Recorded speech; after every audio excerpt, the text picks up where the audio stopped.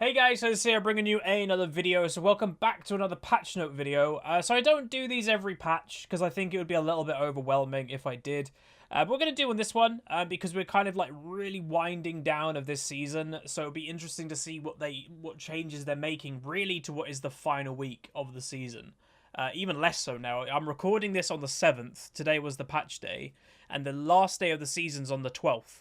So today's Wednesday, and the last day of the season's a Monday, this upcoming Monday. So there isn't long left. Good luck, by the way, if you're still climbing, trying to get that little extra reward, you know, the bump of rating. But anyway, let's begin.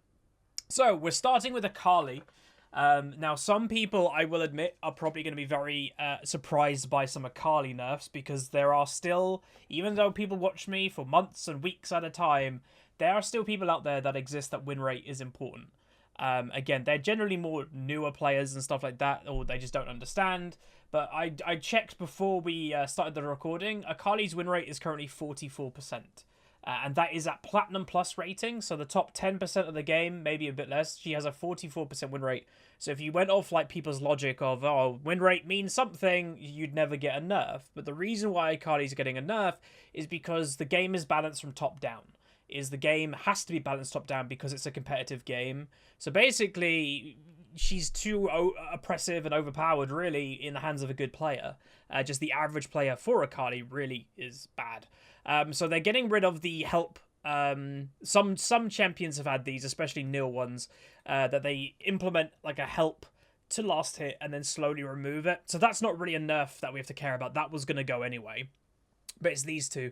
So you got the Twilight Shroud is going up significantly in the early game. So that is a big, less oppressive thing. So a lot of people might think, oh, 4-second nerf isn't that big in the grand scheme of things.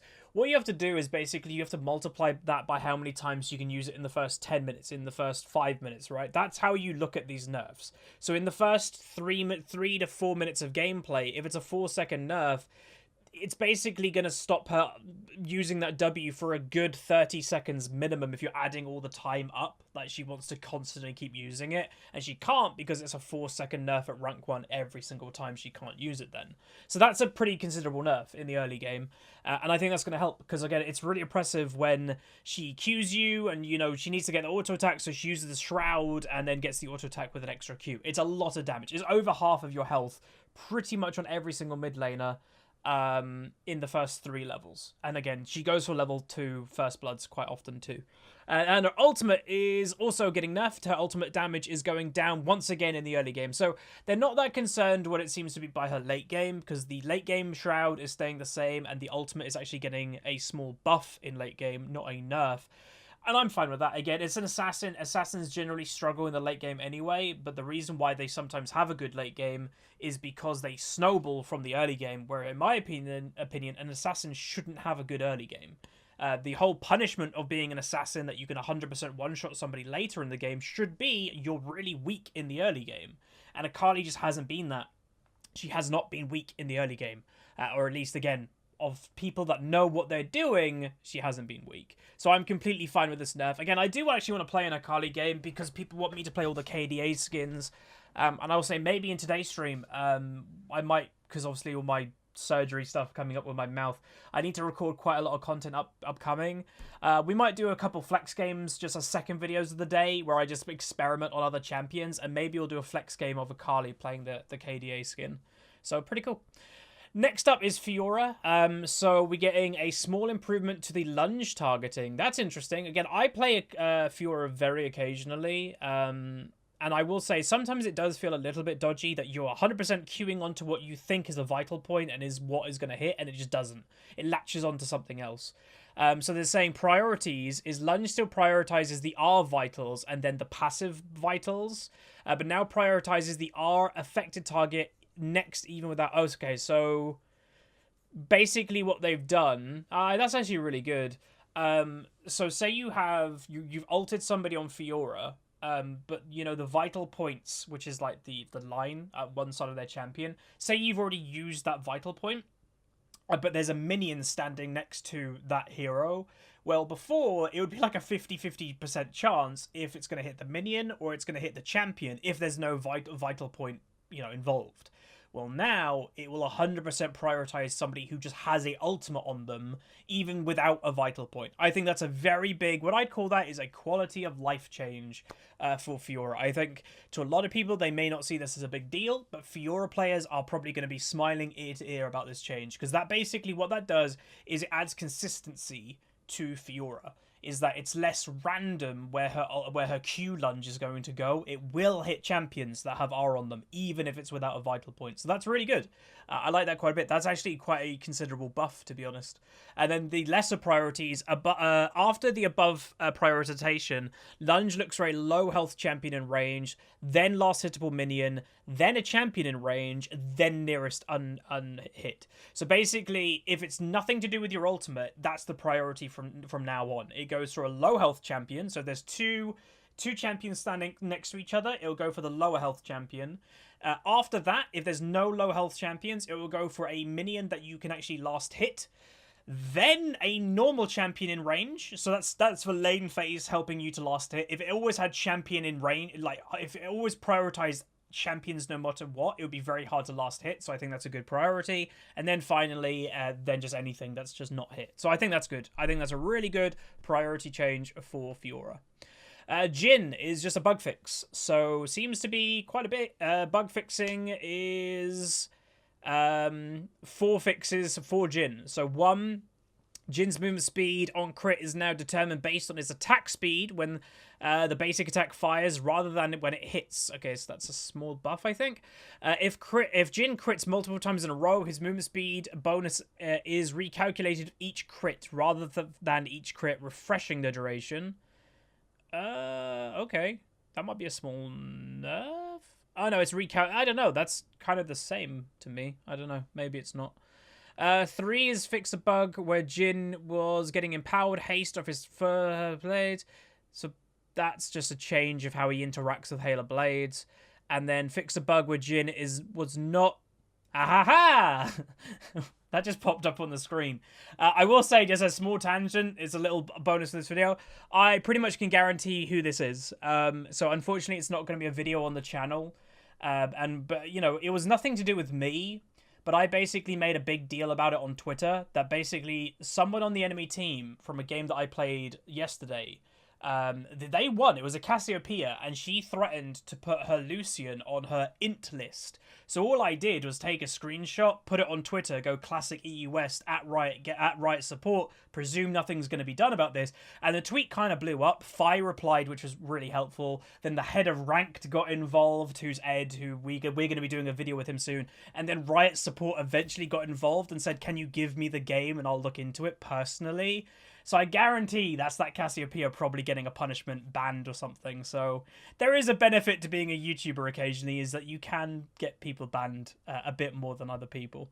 But yeah, so that's a nice little Brucey bonus for this video. I've lost my track of what I was saying. But anyway, let's go into Leblanc. Sorry if my thought process went. So obviously Leblanc to me is very oppressive as a laner. I'm not that fussed about Leblanc later into the game because grouping can pretty much help solve most of the problems, but lane phase is so annoying against this champion. She QWs auto attacks, electrocute, proc your half health at level 2. It's like, oh god. So her damage has been reduced by 10 by each rank until...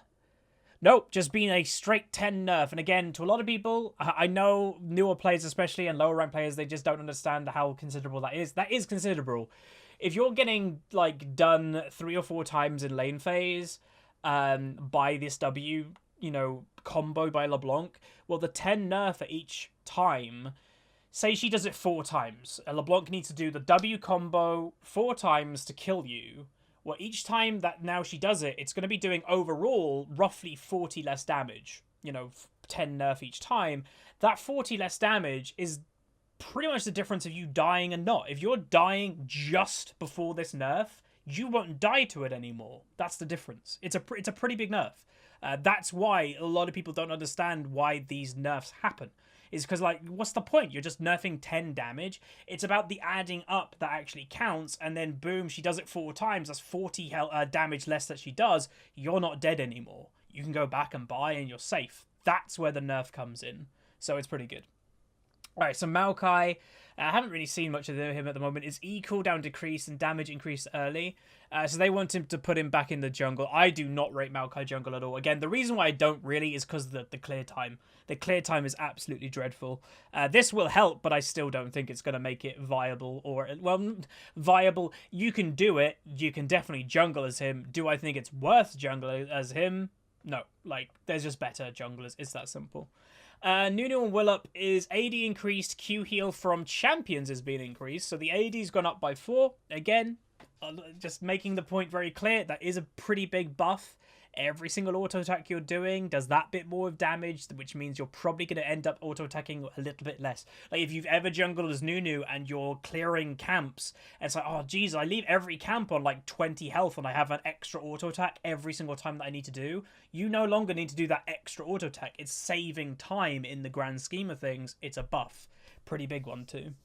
Consume is being buffed considerably. Yeah, it has. So the damage, the heal, sorry, has gone up nearly double. Maybe about a third. The AP ratio has also gone up quite a bit. And then the percentage health has gone up by 3%. Wow. That's actually pretty good. But that is on champions. And then versus jungle monsters, it's actually gone down. So they're basically wanting Nunus to gank more rather than just power farm. And obviously in the upcoming season, we have the new bounty system that you're actually going to be getting a bounty by farming. So this is probably part of that. They want to incentivize junglers not just to farm, they want them to gank. So they're changing how his Q works to incentivize ganking. Pyke. Great health no longer scales with max health, but scales harder off AD. W movement speed decreased, scales with lethality instead of AD.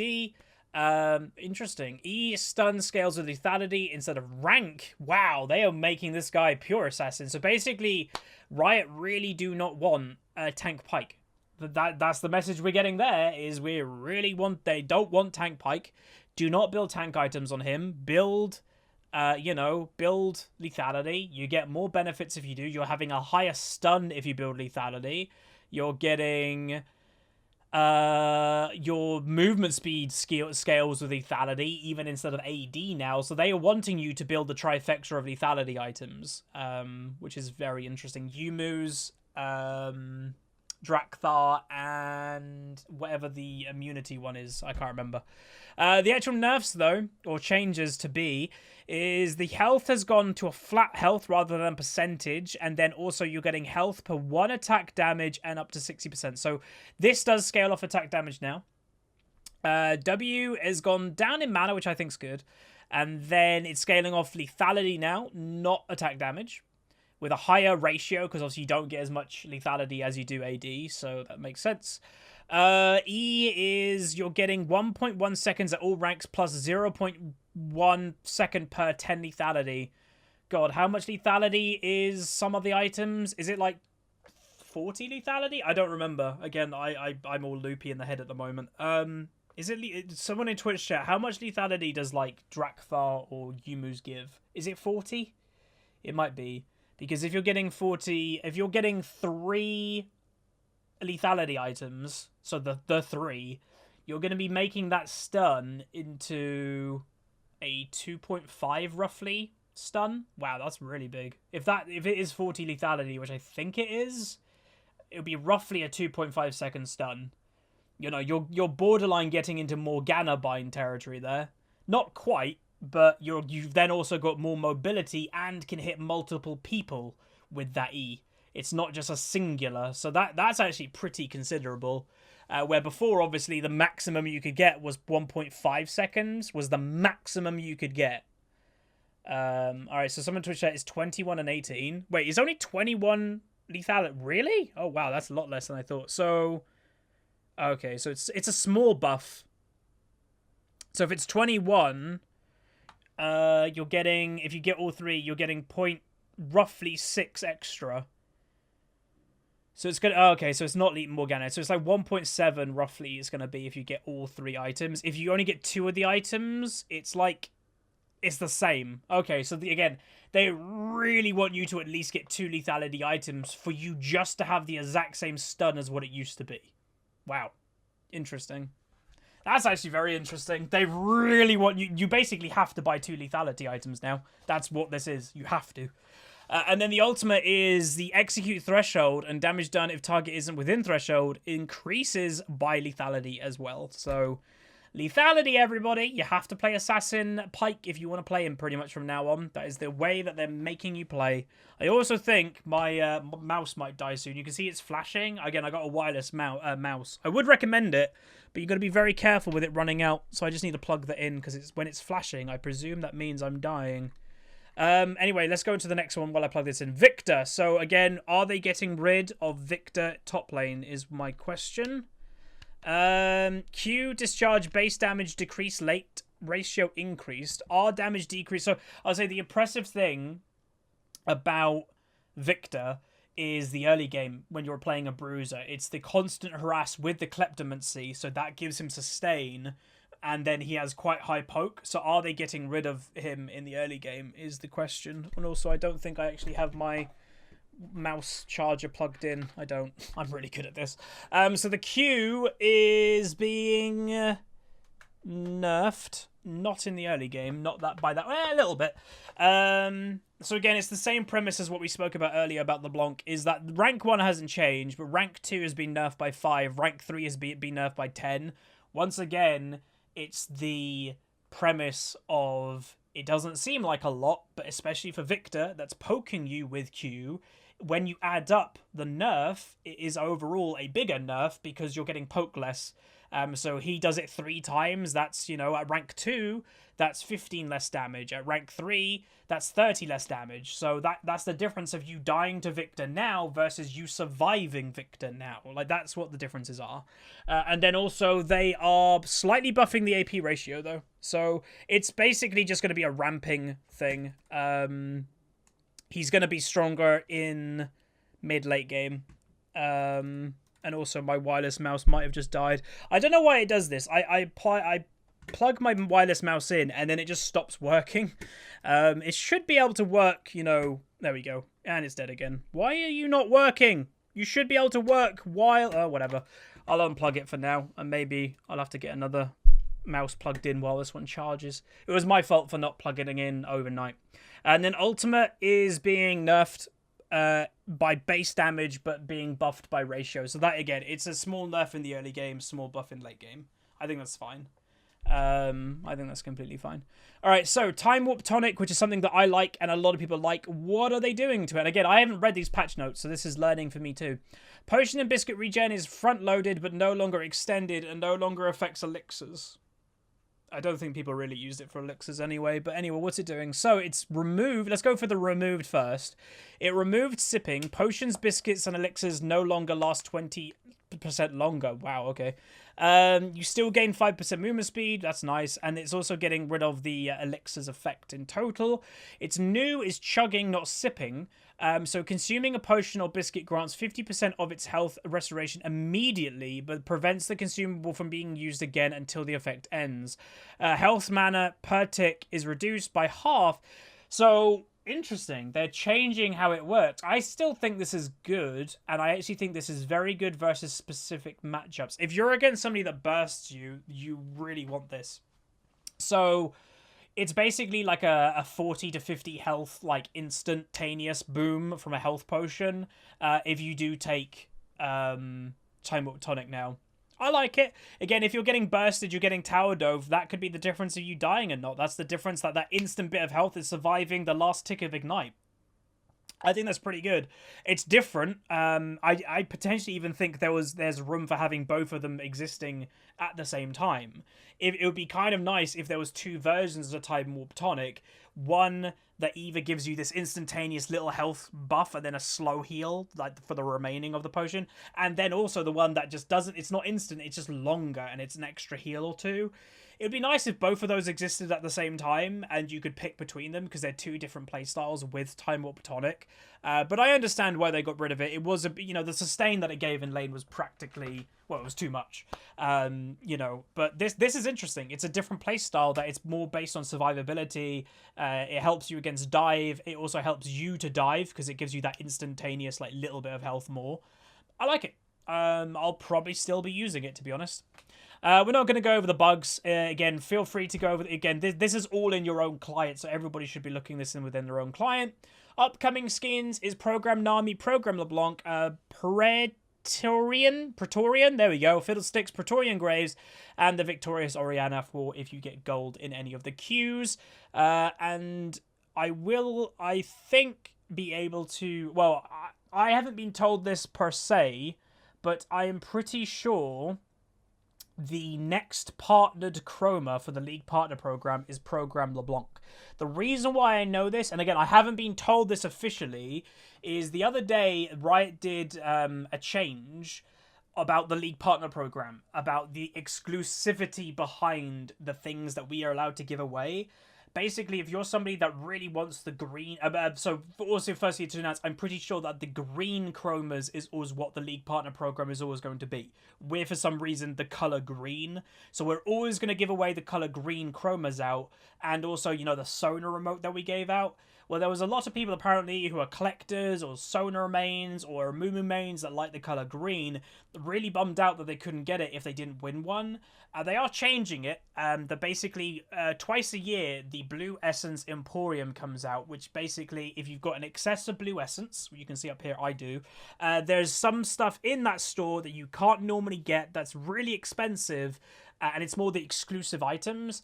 Any of the League Partner chromas or any of the League Partner remotes that we give out are going into that Emporium. So if you missed out on the Sona remote, if you missed out on the green Amumu chroma, you can get it just 6 months later, roughly. Every 6 months is coming out, basically. You can get it there. And the reason why I think I know it's Program LeBlanc, the green chroma, is on that page that kind of gave that announcement. There was the green Program LeBlanc. So I'm pretty sure that's the one we're giving out in this probably upcoming patch. Again, I didn't realize that we might have every single big patch. We're going to have a new program, a new partnered chroma bundle to give away. And just to say, that is the... If you don't own the champion, it gives you the champion. If you don't own the skin, it gives you the skin. And then it gives you the partnered chroma. So they're very good. But yeah, that hopefully will be coming out relatively soon. But that's the patch. Overall, they all just... Oh, wait, did we miss some people? Did I miss...